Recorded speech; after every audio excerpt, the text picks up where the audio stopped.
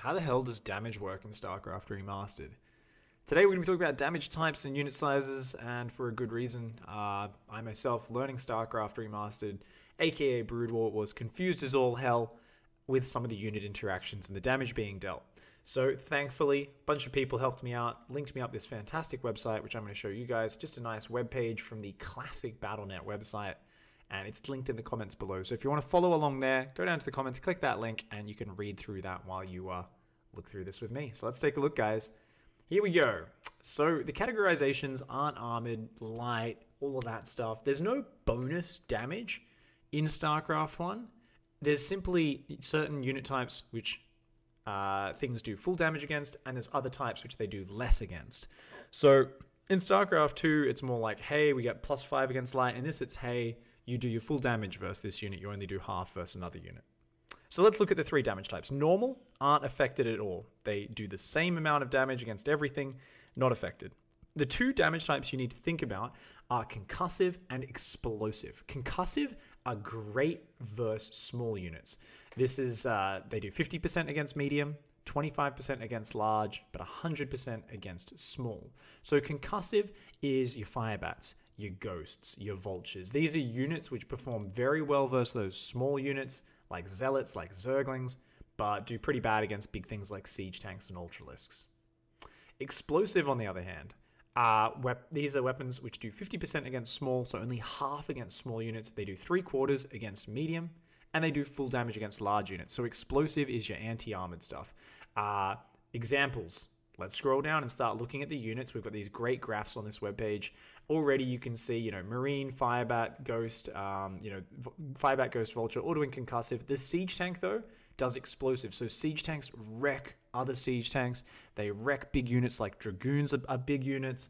Ultralisks are big units, all of that sort of stuff. And if you're ever not sure, because usually it's kind of obvious what's small, what's big, there are some exceptions. Just go check out this list. You can see the unit sizes for each race. You can see their attacks, attack type. Sometimes the air attack's different to the ground attack, and that's really good. So here, I mean, it's all pretty straightforward. Like I said, Firebat, Ghost, Vulture, not great versus large units. Very good versus small units. Siege Tank, explosive damage. Now, you might think, oh, well, that's good versus armed units. So Siege Tanks actually aren't good versus small units. Yeah, but they still do massive damage, even when they're only doing 50%, and they've got their splash damage, which is still going to do full damage. So something you got to keep in mind, guys, is some attacks, such as the Scarab Explosion, Siege Tanks do splash damage. Basically, those units are just going to take a set damage amount no matter what. It doesn't actually have a specific modifier on splash damage.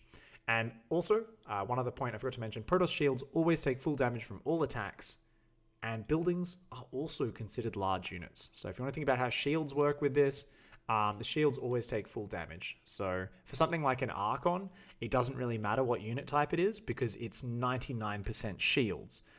So even if it's large or small, it doesn't matter because it's only got 10 hit points. It's got 350 shields, which is where the real meat's at. So here with the Goliath and Wraith in the Terran units, you're going to notice they have air attack explosives, so they're good against large air units.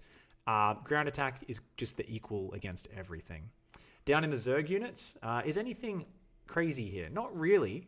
You'll notice most units have normal damage, almost every unit. The only one that doesn't is the Hydralisk, which has explosives. So Hydras are really good for killing tanks and Dragoons, large units like that. They're not very good against small units like Marines, Zealots, Firebats, that sort of thing. So that's important to keep in mind. In terms of the unit sizes, they're all pretty straightforward. The only one you might be surprised by is the Mutalisk. The Mutalisk is actually a small unit, even though it looks kind of medium or large sized on the screen. So Mutalisks are going to be, of course, a little bit weaker to the concussive damage, but they're going to do well versus things like Goliaths and Wraiths that do explosive damage. If we scroll on down to the Protoss units, we're going to see most of the units also self-explanatory in size. All these big vehicles are large. You might be surprised that the Scout is large, but considering how expensive it is, it kind of makes sense. All the Gateway units are small except for the Dragoon, which is large. And in terms of what attacks they do, a lot of normal damage.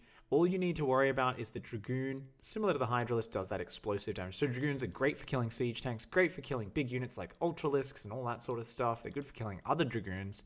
but they're not very good at killing Zerglings, Hydralisks, Marines, all those small units.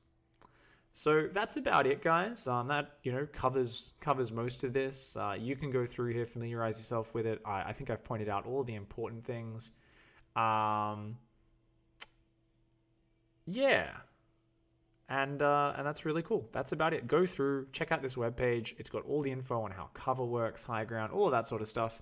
Check it out. This helped my understanding a lot. I didn't consciously realize, for instance, that Hydralisks were really good at killing Dragoons and did only half damage against Zealots. That was massive for me in Zerg vs Protoss, to realize how important it was to mix a lot more Zerglings in when I was facing a Zealot-heavy composition. I was like, okay, I need more Zerglings in here because the Hydras aren't going to be, dishing out quite as much hurt. This sort of stuff, it just helps you actually understand why the units are working the way they are, and for me, it made a really big difference. So hopefully it helped you out. Thanks for watching, guys. I'll see you next time. Don't forget to like, subscribe, check all that out. I'll see you next time. Bye!